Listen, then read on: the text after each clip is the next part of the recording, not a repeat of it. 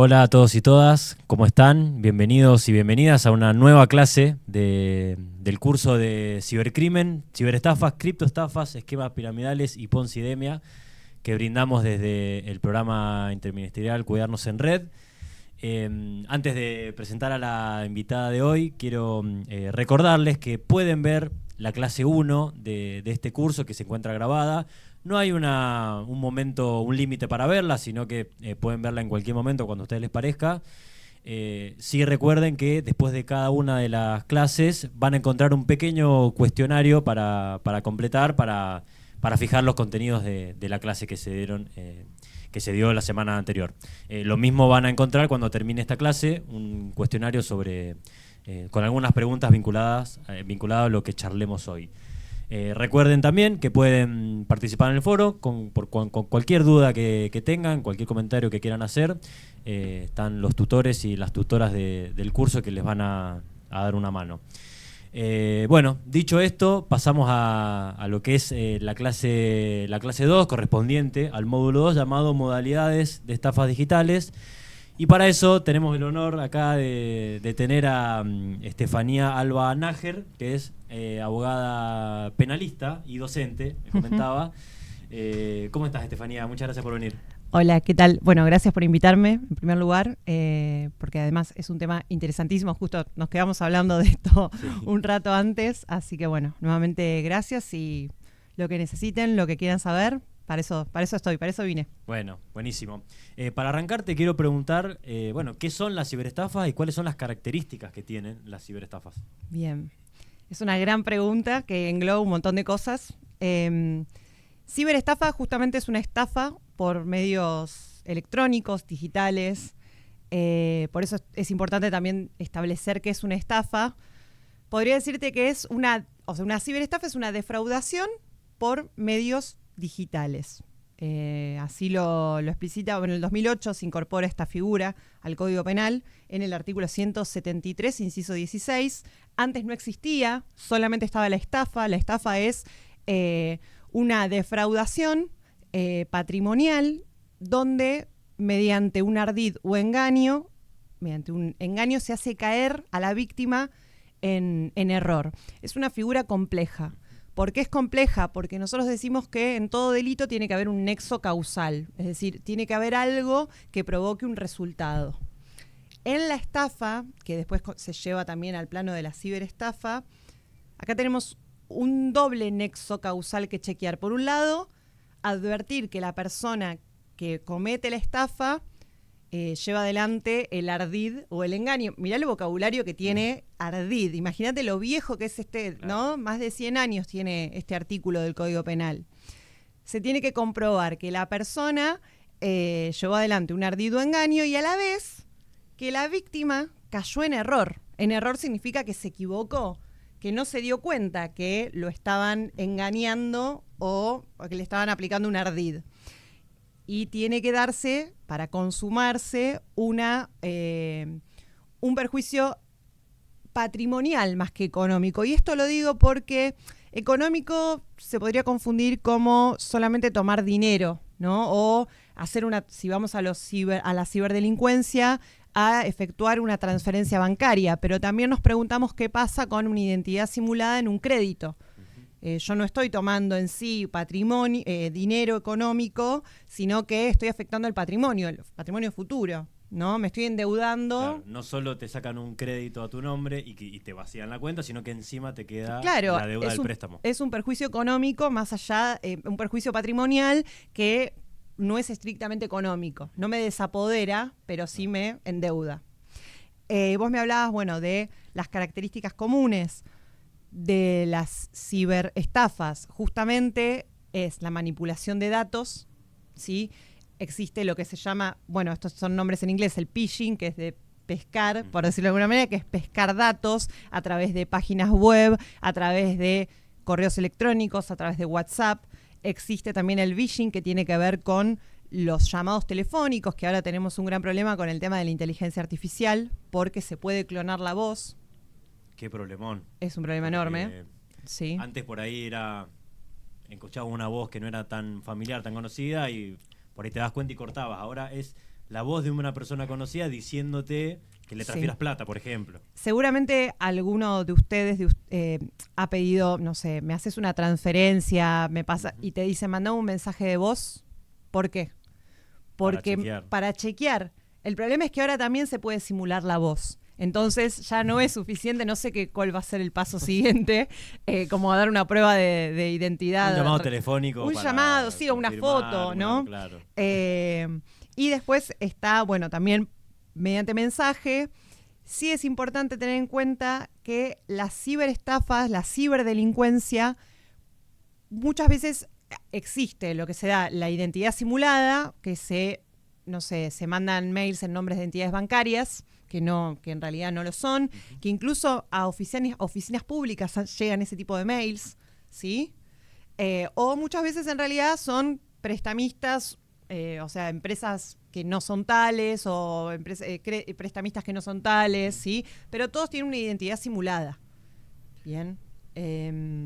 Pasa acá en nuestra oficina de trabajo hicimos un experimento de seguir la cuenta del Banco Provincia, a ver qué pasaba, incluso hacer algunos comentarios en las publicaciones, y vemos cómo automáticamente hay muchísimas páginas que se hacen pasar por el Banco Provincia que nos empiezan a intentar contactar, digamos. Sí. Entonces es una cuestión a tener en cuenta que una vez que contactamos al banco en redes sociales públicas, lo más probable es que se contacte con nosotros haciéndose pasar por el banco. Esto pasa muchísimo. Apenas lo hicimos, recibimos varios mensajes. Sí.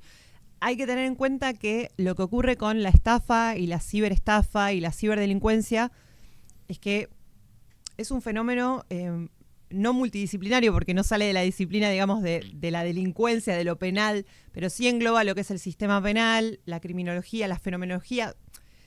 Hoy tenemos esta situación por un contexto también social que lo permite, pero no lo digo que lo permite en términos de que lo deje ser, sino que lastimosamente lo deja ser, porque claramente puedo hacer un paralelismo en términos de narcomenudeo y la cuestión de género.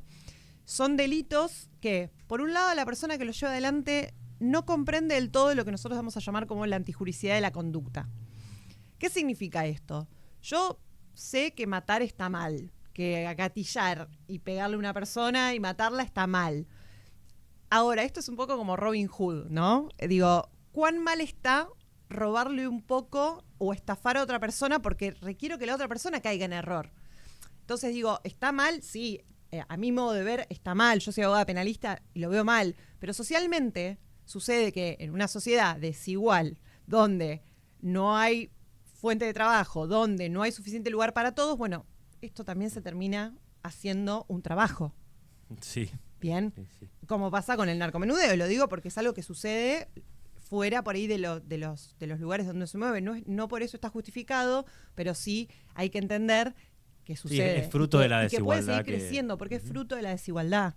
A esto se le llama, la ingeniería social. Hace muchos años había una corriente criminológica liderada por Eric Sutherland, ¿no?, que hablaba de los delitos de cuello blanco.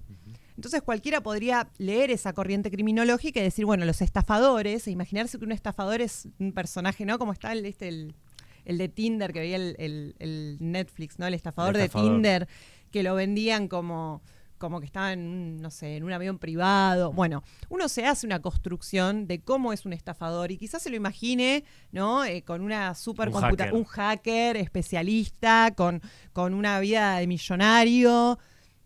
Y no es así. Para la escuela de Eric Sutherland, seguramente de delitos de cuello blanco, bueno, sí era otra sociedad, era otro momento histórico. Era otro contexto también, estamos hablando de Norteamérica. Para nosotros no funciona así. Y de hecho, como también hablábamos hace un rato, los datos a los que acceden estos no hackers, ¿sí?, los compran. Hay alguien que vende estos datos. Y además estos datos son de personas vulnerables. Son de personas que más fácilmente caen en error. Y también hay que decir que la inteligencia artificial también hace gestión de datos. Bien, entonces estamos bastante, y ni hablar después cómo probamos todo esto vamos a hacer la denuncia. ¿Hacemos la denuncia o no la hacemos? ¿Nos sirve hacer la denuncia? ¿Y ves algún cambio a partir de la pandemia, con el boom de ciberestafas que hubo, obviamente, por la digitalización de la vida cotidiana, todo el mundo pasó a tener una cuenta bancaria, una tarjeta de débito, acá en la provincia de Buenos Aires con cuenta DNI también. Hubo un boom de ciberestafa y hubo te lo pregunto como en tu experiencia como abogada litigante, digamos, si hubo una mejora en la respuesta, por lo menos del Poder Judicial frente a este tipo de casos, si se logra agarrar a las personas que estafan. Bueno, si me puedo hacer un comentario sobre eso. Sí, mi respuesta es que no tiene que ver con la pandemia y lo digital, sino que tiene que ver con contexto económico. Hoy cada vez crece más esto del lema de trabajar menos, producir más. Fíjate los Instagramers que vendían una vida que no tenían, ¿sí? Fíjate las apuestas online. Eso te demuestra un contexto donde la productividad, no me quiero poner muy marxista, pero digo, estamos en un tardocapitalismo, ¿sí? No entendiendo qué tenemos que hacer para generar más ingresos. O si tener 6 trabajos, o si asumir el riesgo, ¿sí? Entonces, las generaciones nuevas, sobre todo, y no tan nuevas, pero digo, hoy el factor es la productividad. El nivel de estafas que está viendo, por ejemplo, este año es mucho mayor de lo que pasó en la pandemia. Claro. No tiene que ver con el uso de los elementos digitales. Tiene que ver con la necesidad económica y con la necesidad de trabajar menos y producir más, o producir lo mismo trabajando menos. Por eso también aparecen bueno, ya sé que lo van a ver en otra clase, ¿no? La cuestión de las estafas Ponzi, ¿sí? Porque los prestamistas existieron siempre. Lo que pasa es que hoy las personas realmente no quieren estar con 3 o 4 trabajos. Porque no es que, a ver, esto para sacarnos el estigma, quien cae en una estafa no es una persona ignorante. Quien cae en una estafa puede ser cualquiera. Cualquiera, sí. Cualquiera que busque vivir mejor. Porque si no se genera un estigma de, no, bueno, pero ¿cómo puede ser esta persona? ¿Cómo te vas a equivocar así? ¿Cómo vas a creer en eso? Bueno, pero quien dice eso también es esclavo de un sistema capitalista que lo hace trabajar 4 horas más por día. Ni hablar en cuestiones de género y brechas de género, ¿no? No sé si esto responde a tu pregunta. Sí. Me habías preguntado... La respuesta judicial, si había un cambio o una mejora, o si nos puedes contar cómo está la situación hoy, digamos, pensando que este curso va destinado a trabajadores estatales que muchas veces van a recibir algunos casos de ciberestafas, que pueda ser un aporte para ellos también. Sí. Esto no tiene que ver con alentar a mi gremio, pero la denuncia hay que hacerla siempre. La denuncia se tiene que hacer siempre, ¿por qué? Porque a veces la denuncia es una manera de convocar a otras víctimas y la estafa va a tomar fuerza si hay mayor número de víctimas, ¿sí? Esto siempre lo colectivo suma más que lo individual, en todos los aspectos lo digo, y en esto también, lamentablemente, aunque sean víctimas, juntémonos las víctimas y va a tener más fuerza. Inclusive más fuerza, aunque no prospere esa denuncia, es como los inquilinos agrupados, bueno, las víctimas de estafas agrupadas, ¿no? Porque muchas veces ocurre que la persona que comete las estafas, el delincuente, el ciberdelincuente, nosotros siempre decimos que el que sale a robar, así lo explicamos, ¿no? Pero justamente el delito de robo tiene otra connotación, porque cada delito tiene una connotación criminológica y fenomenológica distinta. Nadie sale a delinquir con el Código Penal abajo del brazo, nadie. Ahora, sí, por ahí las personas que cometen la ciberdelincuencia tienen un determinado, ¿no?, conocimiento y también pueden entender cuál es la laguna legal o dónde no los van a agarrar. Esto que te hablaba, ¿no?, de la ley de protección de datos. ¿Qué quiero decir con la ley de protección de datos? Que nadie puede meterse en un dispositivo de otra persona sin una orden judicial. Fíjense todo lo que pasa, que hace poco que hablaban de los teléfonos estos de determinada marca, que no se pueden abrir, que se pueden abrir. Bueno, imagínense, ¿no? Es muy difícil eso, es muy difícil lo pericial en lo que tiene que ver con lo judicial. Sumado a que las plataformas que no tienen, las plataformas me refiero a las redes sociales, Facebook, WhatsApp, Instagram, que no tienen radicación en Argentina y que también a la hora de que cuando la justicia les pide que abran, por ejemplo, una conversación o algo, es algo muy complejo porque no tienen regulación. Sumado además a que ahora asistimos a algo que era sumamente lejano. Yo me acuerdo que hice un trabajo para la facultad de esto que es la biometría, que hoy es algo común, que es el Face ID, ¿no? Eso es biometría pura. Eso hace más complejo todo también, porque yo necesito, pero también con inteligencia artificial se puede vulnerar, pero bueno, es un poco más complejo y también dificulta a lo probatorio, ¿sí? Pero se necesita, a ver, a la justicia no debería ser así, no debería haber un orden de prioridad porque una persona que se ve dañada en su patrimonio debería ser tan víctima como otras, pero la realidad es que nuestro contexto es distinto. Entonces estaría bueno poder encontrar formas como esto que yo o sea, ir a la justicia penal, pero poder resolver estas cuestiones por la justicia civil, civil y comercial, ¿sí? ¿Por qué? Porque la verdad es que el derecho penal es lo peor y suceden las cosas más atroces y realmente está bueno liberar ese fuero para ocuparse de abusos, ¿no? Homicidios, trata de personas, en narcotráfico y decir, bueno, sí, yo hago la denuncia en lo penal. En lo penal me refiero a ir a la comisaría y exigir que tomen la denuncia, porque la comisaría está obligada a tomar la denuncia, de lo que fuera, ¿no? Y ahí, cuando entra lo civil y comercial, se pueden iniciar acciones, por ejemplo, contra el banco que por ahí no brindó la seguridad necesaria. Bien, ese es un buen punto. La ciberdelincuencia a veces opera con entidades bancarias y a veces no. Vos fíjate que los sitios de apuestas online, ¿no? Que es un tema más complejo porque además no solamente los delincuentes o las delincuentas están implicados o implicadas, sino que hay famosos que hacen promociones de sitios que no están autorizados. Entonces ya ahí también, o sea, ¿no? Entonces ya es más complejo todavía, porque si el famoso me hace la promoción, ¿por qué yo no puedo ser un ciberestafador? ¿No? Si estoy viendo que está promocionando una empresa ilegal de apuestas, una casa ilegal. Y eso no es una entidad bancaria y sin embargo, de hecho no voy a dar nombres, pero tenemos aplicaciones de billeteras digitales que no son entidades bancarias, que de hecho vos podés comprar moneda extranjera, podés invertir y te dan rentabilidad.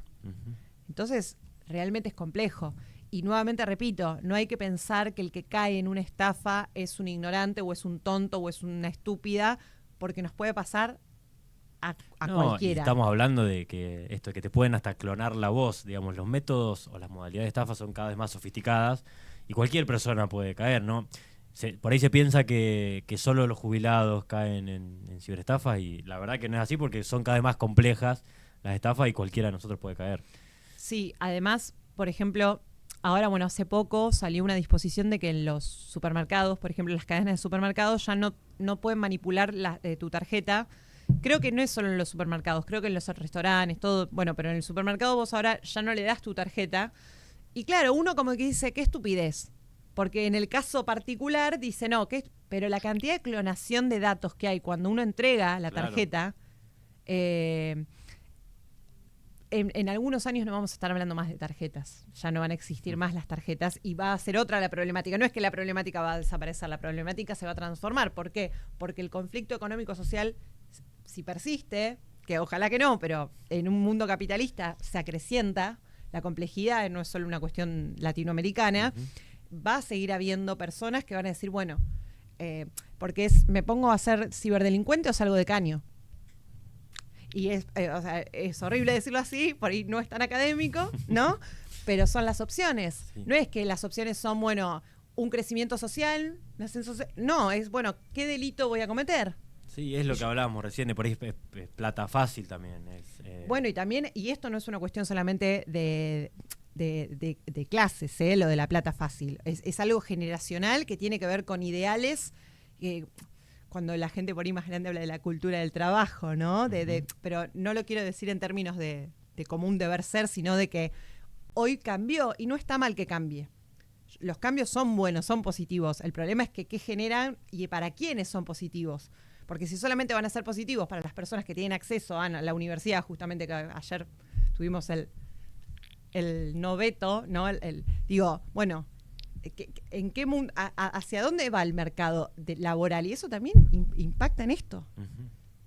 ¿Quiero estar 8 horas esclavizada o, y después te dicen, pero no, porque en realidad no todo el mundo comete no todo el mundo lo comete, pero por ahí mucha gente, si pudiera, lo haría, ¿no? Esto tiene que ver también con política criminal y tiene que ver con entender que la delincuencia y la ciberdelincuencia y la estafa no es producto solamente de una persona que quiere portarse mal o que dice voy a hacerle un daño a otra persona.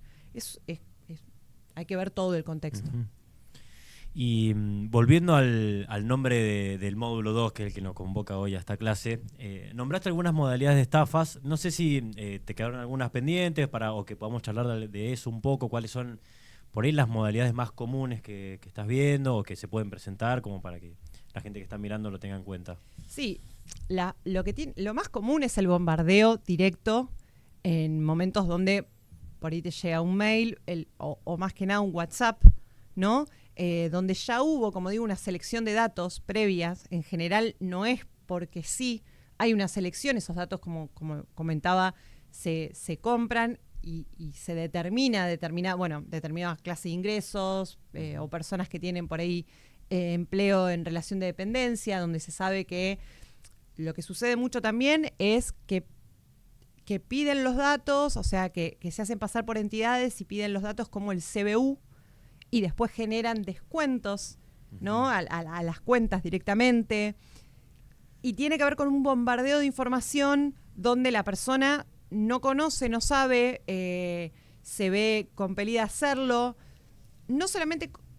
Acá tenemos dos cuestiones. Una cosa es la ciberestafa, donde a mí me prometen una ganancia determinada, sea una entidad bancaria, sea, ¿no? Y después no me otorgan esa ganancia, no me otorgan nada, no me contestan más. Uh-huh. Y por otro lado, tenemos los casos donde la propia entidad con la que esa persona opera, ¿no? Ofrece un préstamo sabiendo que esa persona ya pertenece a esa entidad, ¿no? No sé, la persona cobra su salario a través de determinada entidad bancaria.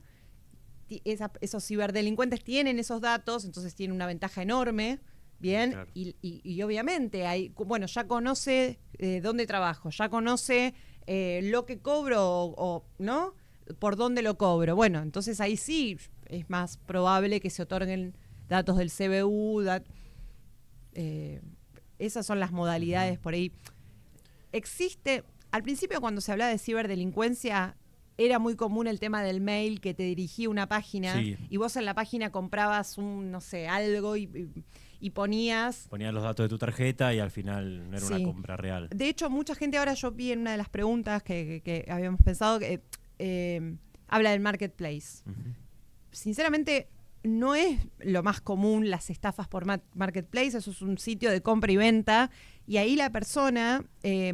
puede tomar sus propios parámetros para decir, bueno, a ver cómo confío o no confío en que la persona me está engañando. Claro. El problema de la ciberdelincuencia es que es un bombardeo directo. Uh-huh. Vos no elegís meterte en el marketplace y ver qué comprar. No, directamente te vienen a ofrecer paquetes cerrados de cosas, ¿no? Y bueno, vos accedés y ahí se produce el... Sí, ahí... te roban los datos y tienen toda tu información. Y aparte que después, por ahí, esos datos robados ni siquiera tienen que ver con la persona que te contacta, sino que, no sé, son compartidos y vos de repente te ves como no sé, como que sacaste un crédito en algún lado, como ni siquiera tiene que ver con un descuento, sino con un compromiso a pagar 12 cuotas de... y bueno, no me quiero meter en el tema de las Ponzi, pero sí, podemos introducirlo. Muchas veces la ciberdelincuencia, las ciberestafas, las estafas, la persona comienza a responder. De hecho, las Ponzi tienen esa característica, que lo que generan es que quienes salen más perdedores son los que quedan en el medio, porque los implican a ser delincuentes, porque les respondieron y porque dicen, me respondieron, entonces voy a traer a 4 personas más, claro, y después dejan de responder. Y estamos en un problema, porque ya no solamente es víctima, sino que también es victimaria. Sí. Entonces, generalmente, la ciberdelincuencia, las estafas, hay una respuesta a algunas personas. No es que no se le responde a nadie, porque si no, no funcionaría. Sí.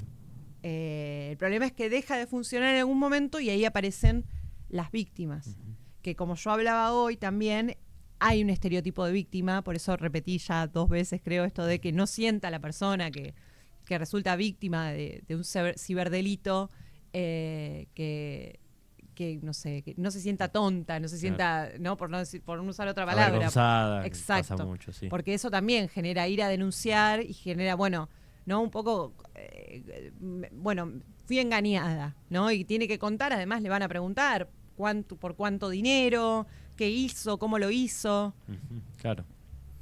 Y a la hora de hacer la denuncia que hablabas recién, ¿qué cuestiones se deberían tener en cuenta, digamos, la persona como víctima a la hora de realizar la denuncia? ¿Qué datos aportar? ¿Qué puede servir como prueba fundamental para estos tipos de estafas que estuvimos hablando? Primero el relato de los hechos, la forma en que se contactaron con esa persona, obviamente captura de pantalla.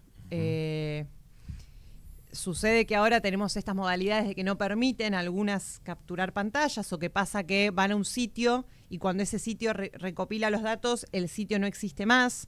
Sí aportar desde qué dispositivo se generó por la dirección IP, que son cuestiones ajenas al derecho, pero que las personas que entienden del tema conocen cómo detectarlo. Si el grupo es organizado, si es un grupo de ciberdelincuentes que opera y después coincide la dirección, digo, desde dónde se emiten esos mensajes, es más localizable. Pero lo que importa, y acá sí es un punto, por eso hablaba de esto de que las víctimas se agrupen, porque va a importar el monto. El monto patrimonial, digo, el daño patrimonial, no tanto el monto en términos económicos, sino el daño patrimonial es lo que va a importar e impactar, ¿no? Estas denuncias que salen, que justamente hablábamos de que salió en los medios, salió una noticia acá de la ciudad de la ciudad de La Plata sobre una estafa. Dicen, bueno, estafas masivas, pero ¿en qué miden eso masivo? En la cantidad de gente y en el daño patrimonial concreto. Por eso es importante que todas las personas que resultan víctimas de un mismo estafador o estafadora realicen la denuncia, aportando todo tipo de, no solo de prueba, porque en definitiva va a ser la justicia la que va a tener que generar la prueba, porque imagínate que una persona que solamente tiene un dispositivo móvil no tiene mucho más que aportar que una captura de pantalla. Pero por lo menos relatar los hechos, en qué momento la contactaron, cuántas veces la contactaron, si fue por mensaje de voz, si vio alguna foto, si había alguna foto no sé, si la contactaron por WhatsApp, si había algún estado. Eso puede ser importante, y como hablábamos hoy, llevarlo, o sea, radicar la denuncia en lo penal y tener la posibilidad de ir a lo civil y comercial, sobre todo cuando hay entidades bancarias de por medio. Y ahí, para la gente que no sabe, ¿a dónde se tendría que dirigir, digamos, para iniciar acciones en ese fuero? Primero va a tener que esperar en sede penal. Hasta que no se resuelva lo penal, no va a poder ir a lo civil y comercial. Puede que en penal continúe. El problema acá, y esto tiene que ver con algo más filosófico, que es la finalidad de la pena. Una persona que resulta víctima de estafa, uno le tiene que preguntar, así, viene al estudio, vos le decís al estudio o a una defensa pública, ¿qué querés? ¿Vos querés que el estafador o la estafadora vaya en cana, que no va a ir en cana posiblemente, salvo que sea, no sé, o vos querés recuperar lo que por lo menos un 80 o un 70% de lo que perdiste? Porque no sabemos si se va a poder recuperar al 100%, porque además si interviene un abogado particular, posiblemente va a tener que cobrar por su trabajo, porque es así. Entonces, ir a la justicia cuesta dinero, siempre. La justicia es dinero, incluso con defensa oficial. Me tengo que trasladar a la justicia, tengo que perder horas de trabajo. Bien. Entonces, ¿qué es lo que siempre preguntar qué es lo que se busca? Lo que se busca es, en general, es recuperar o reparar el daño patrimonial. Si lo que se busca es reparar el daño patrimonial, en sede penal, si no avanza, que es lo más probable, se va ya con esa negativa al fuero civil y comercial, se presenta por lo que es mesa de entrada y se denuncia o se demanda. Acá también el tema es así. Yo no tengo una identidad a quién demandar, ¿sí? Ahí voy a estar en un problema. Porque justamente la ciberdelincuencia lo que tiene es que muchas veces yo no sé quién está detrás de esto. Y ahí sí me tiene que ayudar. Ahí sí necesito el fuero penal para que me diga, bueno, esta dirección IP corresponde a esta persona. O este dispositivo corresponde a esta persona. Sin eso yo no puedo ir a denunciar. Lo que sí puedo hacer es que si yo tengo una identidad bancaria, por más de que sea simulada, bueno, voy a reclamar esa identidad bancaria. Sí, también están las oficinas de defensa del consumidor. Defensa del consumidor, exactamente. Ujú. Pero el mayor problema es detectar de dónde viene esa identidad simulada que vendría a ser quien realiza la ciberestafa. Por eso es importante la ayuda del fuero penal y lo que tiene que ver con los peritajes informáticos. Después, canalizarlo, incluso en las defensorías civiles, que son también gratuitas, te pueden ayudar. El problema es la primera barrera, que es lo penal. Incluso, vamos a dejarlo así, que sí, que hay que ir a la justicia y hay que vehiculizarlo. Y también esto que se da cuando sucede por ahí en oficinas públicas o que los mails, bueno, también contar con un espacio en ese lugar de trabajo que pueda también hacerse cargo, digo, no sé, si llega a tu oficina un mail a todos los empleados diciendo que se hacen pasar por la entidad bancaria por donde perciben los salarios, bueno, que las propias autoridades puedan tomar, ¿no? No sé, yo, por ejemplo, donde yo trabajo, las veces que ha ocurrido algún tipo de mail, no sé si de ciberdelincuencia, sino advierten, ¿no? Digo, hay un equipo de informática que advierte, no abran este mail, tengan cuidado, porque las oficinas públicas también, o sea, aunque uno crea que lo que uno hace no es tan importante o no, también manejan datos y también todo el tiempo hay personas queriendo acceder a esos datos. Entonces, también está bueno que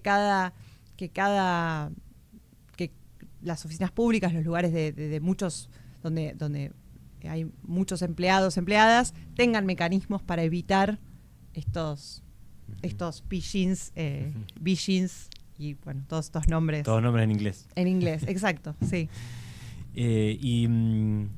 Quisiera abordar por lo menos una partecita el tema de la prevención de estos fenómenos. Porque vimos que una vez que suceden es bastante complejo, Sí. Es complicado. Entonces, bueno, ¿cómo podemos prevenir este tipo de estafas? Hay algunas recomendaciones que han sido muy nombradas, pero también está bueno repetirlas. ¿Qué te parece? Mi primera recomendación, y es a título personal, pero porque a mí me pasa también y porque nos pasa a todos, es cada vez que me llega un mensaje, parar, leer y no, porque uno vive a mil. No, desconfiar, pero además leer hasta el final. ¿Viste cuando te dicen lee hasta el final? ¿No? Cuando uno va al acepto términos y condiciones, que ya sabemos que las cookies, uno usa mal, uno desde el comienzo usa mal todo lo digital, uno lo asume, pero por lo menos tomarse un tiempo para leer y para conectar las neuronas, a ver qué es lo que me está diciendo, qué es lo que me está proponiendo, qué tasa de interés me está ofreciendo, ¿no? Para entrar y chequear, digo, si me dicen, bueno, no, yo te estoy vendiendo una moneda extranjera a este precio, bueno, no, a ver qué está pasando, porque uno vive estamos en la sociedad de la ultrainformación, de la posverdad. En cualquier momento vamos a tener, bueno, ya tenemos los trolls, que de eso no me metí en eso, pero también, digo, Twitter, TikTok, redes sociales, de hecho, inteligencia artificial que crea perfiles de Instagram. Nada es verdad. Nosotros tenemos que pensar, esto es muy feo, me hace acordar mucho a Foucault, que nada es verdad. O sea, toda la sociedad es mentira, tenemos que partir de eso, ¿no? Es como cuando creo que era Hobbes que decía, el hombre es el lobo del hombre, ¿no? Bueno, somos todos malos. Hay que pensar que todos los hombres y mujeres somos malas y malos, y hay que desconfiar. Yo por lo menos lo pienso así, ¿no? Desconfiar en términos de, bueno, vivimos en una era de muchísima información y de una verdad que no es verdad, que no sabemos cuál es la verdad. Sí, entonces, y más cuando son ofertas medio irresistibles, de alguna manera. El precio del dólar muy barato o el precio de algún producto que nos quieren vender que también es muy conveniente. Bueno, con más razón diría hay que desconfiar y que se puede tratar de una estafa. ¿Vos pensás que hace 60 años, 80 años el problema era un cheque falso o un pagaré falso? ¿Y qué pasó en la justicia? Hoy la justicia de taquito te dice que un pagaré es falso o no es falso. Bueno, en unos años va a pasar lo mismo. Vamos a tener mecanismos para darnos cuenta y decir, no, la verdad es que, a ver, este WhatsApp que me llegó es simulado. Primero tengo que identificar el número.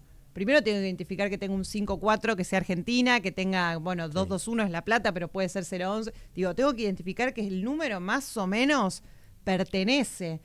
En todo caso, si me mandan diciendo que es de una entidad bancaria, verificar, no contestar por ese canal y ser Llamar uno al quien banco, llama al claro. banco y consulta. Mirar los canales oficiales. Yo a veces, he tenido casos donde he llamado yo que para comprobar hay veces que no es estafa, hay veces que la persona cierra un trato que en realidad la perjudica a la persona, pero bueno, no es una estafa, hizo un maltrato, Sí. que no es caer en error, ¿sí? Y bueno, para asegurarme de que eso existe, porque ahora también muchas veces uno entra a páginas y ¿dónde está el domicilio físico? El domicilio físico lo encuentran abajo de todo. El famoso scroll que haces en Instagram, lo tenés que hacer abajo, abajo, abajo, y ahí tiene que decir domicilio físico. Muchas veces son empresas que tienen empresas de empresas de empresas. Que de hecho, cuando uno brinda el CBU, ¿no? Engañado o no, y cuando le hacen el descuento, ese nombre no coincide con el nombre con quien contrató. Claro. Bien, y eso ya es política societaria, ¿sí? Bueno, y ahí también está el rol de la FIP, porque las sociedades, yo abogada penalista no me hago cargo de las sociedades, ¿no? Ahí tiene que haber una política de persecución y de control de hasta dónde esa entidad que tiene un nombre y está debidamente inscripta tiene otras sociedades, quién está atrás de ese nombre. Bien, bueno, eso tiene que ver también con tirar un poco, no tirar la pelota, pero sí que las responsabilidades tienen que ser compartidas. Sí, sí. Siempre está bueno también mirar las direcciones de las páginas web a las que entramos. Entonces, en primer lugar, número de teléfono. Si me contacta por WhatsApp, el número de teléfono, no contestar en ese mismo mensaje, sino Tomarse un momentito y decir, bueno, a ver de dónde es, de tal entidad, bueno, llamo mañana. Tomarse un tiempo. El otro día veía una entrevista de Santiago Bilinkins que me gusta mucho y hablaba sobre el consumismo y decía, bueno, esperar 24 horas para decidir si te compras algo o no. Y es muy difícil, pero acá es lo mismo, porque justamente estas personas lo que incitan es el ya. Si es ya, te voy a dar más rentabilidad, te voy a dar... Sí, te corren con esa urgencia. Es una oferta que dura un ratito, por ejemplo. Exacto. Entonces... Y el problema es que hoy se considera que un acepto términos y condiciones es una firma. La famosa firma, que yo iba a una pericia caligráfica y eso me verificaba o no, que era de mi grafía, ¿sí? Que hoy resulta algo, pero hasta, no sé, obsoleto. Hoy con un clip en acepto términos y condiciones vos estás dando tu consentimiento para cualquier tipo de contrato, un contrato digital. Por eso digo, no es solamente lo penal. Hay un montón de cuestiones que se entrecruzan en la ciberdelincuencia, en la ciberestafa. Sí, claro. Bueno, no sé cómo estamos de tiempo, pero bueno, unos 40 minutos aproximadamente. No sé si considerás que agregar algo más, lo que vos quieras, si no, por ahí estaría bueno algún mensaje a trabajadores que también quieras decirles, por ahí para que puedan dar respuesta a la ciudadanía por ahí de forma eficiente, adecuada, alguna recomendación, lo que vos consideres, para ir cerrando. Que estén atentos a... que me hace acordar a la serie del Eternauta, ¿no? Que dice, lo viejo funciona, ¿no? Y a veces en este punto es un poco así. Quiero sacar un crédito, quiero sacar un préstamo, voy primero a la entidad que me paga el salario todos los meses y saco el número y espero un poco y me tomo el tiempo y me asesoro y es un poco a la vieja usanza y a nadie no tenemos tiempo, pero hay que tomarse ese tiempo. No hay que no confiar en las entidades bancarias porque vivimos en un mundo capitalista y el dinero hoy es así. Hay que asumir riesgos, pero con cuidado y con cautela, con gente que sepa. Si conozco a alguien que cayó, que fue víctima de estafa, que conoce, que me puede asesorar, que quiero empezar a invertir, pues esto pasa mucho. Hay gente que dice, bueno, yo quiero invertir. Mi dinero no rinde, quiero invertir. Bueno, hay gente que se dedica a eso, ¿sí? Que puedo preguntar, que puedo decir, che, ¿y cómo hago? ¿Y cómo me asesoro? Miro un tutorial de última, ¿no? Pero digo, no caer en cualquier cosa y asesorarse, pero no es necesario, o sea, con el que tenés al lado. Che, te llegó este mail, che, a vos, ¿no? Porque a veces... ¿Qué pensás? ¿Crees que puede ser una estafa? Y no sentir vergüenza de Claro. eso. Porque también creo que como sociedad, y esto me tomo, tenemos un tema con el tema, ¿no? Me hace acordar Shakira, ¿no? Con su tema de la facturación. Pero creo que hay que empezar a hablar más de dinero para también empezar a evitar esto, ¿no? Muchas veces somos una sociedad que no nos gusta hablar de dinero. Sí, muchas veces es tabú en grupos y si sociales. sos mujer ni te cuento, no podés hablar de plata. Bueno, pero así después terminan pasando estas cosas, ¿no? Las estafas Ponzi prometen rendimiento. Claro. La gente no es que prometen rendimiento. De hecho está el caso de Cositorto, que seguramente cuando tenía montada una empresa. Y bueno, ¿por qué le iba bien? Y porque las personas quieren crecer y no está mal eso. No hay que sentir culpa por querer crecer económicamente o patrimonialmente. A eso me refiero, ese es el mensaje, ¿no? Pero bueno, de manera segura, de manera confiable. Ni hablar. Estefanía, muchísimas gracias por venir. La verdad que un gusto tenerte acá en esta clase. Bueno, estamos por finalizada la clase 2 de este curso. La semana que viene tenemos módulo 3, fraudes digitales emergentes y criptoestafas, con el fiscal Lucas Moyano. Van a encontrar la clase publicada el próximo miércoles. Lo que les dije al principio, recuerden completar el cuestionario y consultar cualquier duda que tengan en el foro de la plataforma. Recuerden que mucha de esta información que estuvimos hablando hoy está presente en la página web de Cuidarnos en Red, así que pueden googlear Cuidarnos en Red y les va a aparecer. Hay información muy útil sobre ciberestafas. También en la página van a encontrar contactos y teléfonos de defensa del consumidor, tanto la sede central, que está en la provincia, en la ciudad de La Plata, y como las distintas OMICs en los municipios de la provincia de Buenos Aires. Muchísimas gracias por seguir hasta acá y nos vemos la próxima.